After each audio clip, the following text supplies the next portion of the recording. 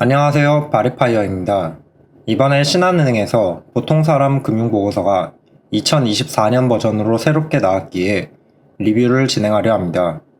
순서는 표본 집단 구성 파악, 가구 총소득 소비, 부채, 저축, 투자, 가구 평균 자산, 보통사람 생활 변화 순으로 이어집니다. 표본 규모는 10,000명이며 모집단은 약 25,000명입니다. 다만 서울, 경기, 인천 지역에 절반이 넘는 5,200명가량의 표본이 포함되어 지역별 인구 특징은 반영되기 어려워 보입니다. 또한 연령대가 40에서 64세 구간에서 10,000명 중 6,300명가량이 포함되어 있기에 2030의 특징은 다소 희석될 수 있어 보입니다. 이렇게 인구 구조가 나온 이유는 소득 구간별로 2,000명을 맞추려 하다 보니 서울, 경기 쪽 40에서 64세 구간이 많이 포함되게 된 것 같습니다.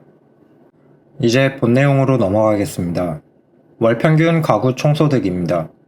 23년은 544만원으로 22년 대비 4.4% 상승했습니다. 소득 구간별로 나누어 봐도 전 구간에서 상승했으며 특히 최저임금의 영향을 받는 하위 20% 구간에서 가장 큰 상승이 있었습니다. 다음은 소비 형태로 전년 대비 예비자금은 줄고 소비가 늘었으며 이를 총소득과 연결해보면 총소득 증가율 4.4%보다 소비 증가율이 5.7%로 좀 더 높았습니다. 지출 내용을 항목별로 보면 식비와 월세 비중이 상승했습니다. 다음은 부채입니다. 가구별 이자 발생 부채로 인한 상환 금액은 54만원으로 소득의 10% 비중은 유지되었습니다. 세부 내용을 보면 부동산 관련 대출은 증가했고 개인 신용 대출은 감소했습니다. 다음은 저축 투자입니다. 전년비 저축 투자 비중은 증가했으나 예비 자금은 줄었습니다. 세부 항목을 보면 적금, 청약, 보험과 같은 저축성 상품은 증가했으나 주식 펀드와 같은 투자 상품의 비중은 줄었습니다. 다음은 가구 평균 자산입니다. 총자산 6억 294만원이고 전년비 총 자산 중 부동산 비중이 다소 감소했습니다. 총 가격과 비중을 곱한 가격으로 환산해보면 사실상 집값은 올랐지만 기타 자산의 증가로 감소한 것처럼 보입니다. 소득 구간별 순자산을 보면 50% 구간인 3구간에서 5억 9,370만원을 보여주었습니다. 정리해보면 소득이 증가했으나 금융자산 비중은 줄어들었습니다. 이는 금리 상승에 따른 이자 부담으로 인해 원리금 상환에 집중했기 때문이며 그 결과 가구별 부채 보유율은 감소했습니다. 특히 2016년 이후 처음으로 부채 잔액이 감소했다는 건 앞으로의 고금리 시대를 대비해 준비가 되어가는 과정이라 판단됩니다.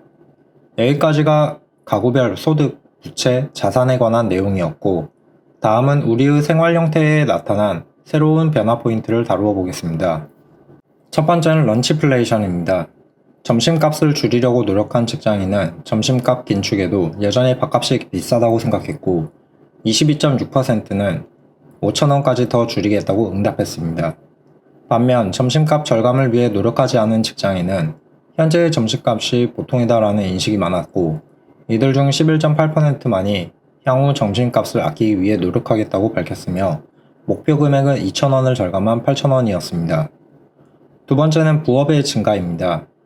부업을 하는 이유로 생활비, 노후 대비 등 경제적인 이유가 가장 컸는데 10명 중 4명은 비경제적인 이유로 부업을 병행했습니다. 그 이유는 세대에 따라 조금 달랐는데 MZ세대는 창업, 이직을 준비하였고 X세대와 베이비 부머 세대는 본업의 역량 강화를 위해서 하고 있었습니다.